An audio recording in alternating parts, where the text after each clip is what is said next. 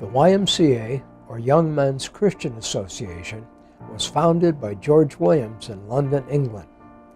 At the age of 16, George heard the Reverend Evan James clearly explain the gospel message. Later that night, he knelt down in his bedroom and gave his heart to God. Starting with one other young man he worked with, George agonized in prayer for his co-workers. 7 years after his conversion to Jesus Christ, on the evening of June 6, 1844, a corps of 12 young men met in George Williams' upstairs bedroom. They reaffirmed their faith in Christ and hosted the first meeting of the Young Men's Christian Association. Their purpose was mutual encouragement and winning through their prayers and witness other young men. The movement grew until 60 to 80 of the young men in their shop met regularly for prayer and Bible study, learning how to share their faith with others. They slowly began to duplicate the process in other clothing establishments in London, each with their own Young Men's Christian Association.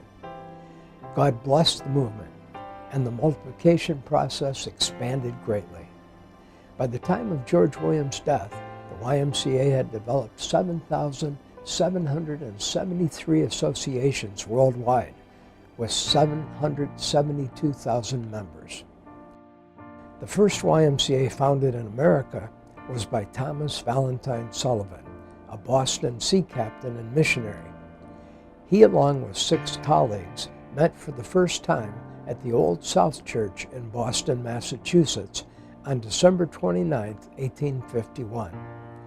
Many notable individuals have passed through the doors of the YMCA since then.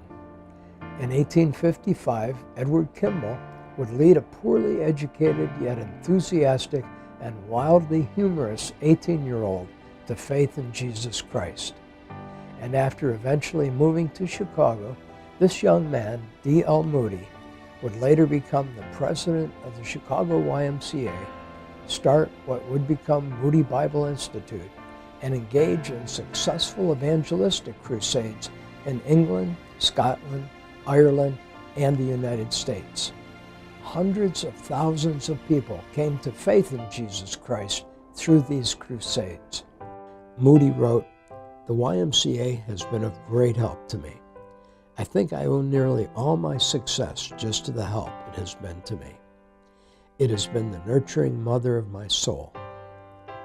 Other famous members of the YMCA include an ordained Presbyterian minister from Canada. Jim Naismith was given the assignment of inventing a game that could be played indoors in the winter, something that would attract young men into the YMCAs to hear the gospel message of Jesus Christ. This game became known as basketball. A classmate of Jim Naismith at the YMCA training school, now Springfield College, went on to be an innovator and successful head coach for one of the most popular sports in America. Amos Alonzo Stagg served as head football coach for several schools, including Chicago and Pacific. His innovations to the game of football include the reverse play, the huddle, the quarterback keeper, the linebacker position, among many others. Around 1930, Juan Carlos Soriani Gravier, a teacher in Montevideo, Uruguay, introduced a new soccer-style game to be played on basketball floors during the winter in YMCAs, so soccer players could keep in shape during the bad weather. The game was called futsal. By January of 1877, a Young Men's Christian Association was established here in Lansing, Michigan.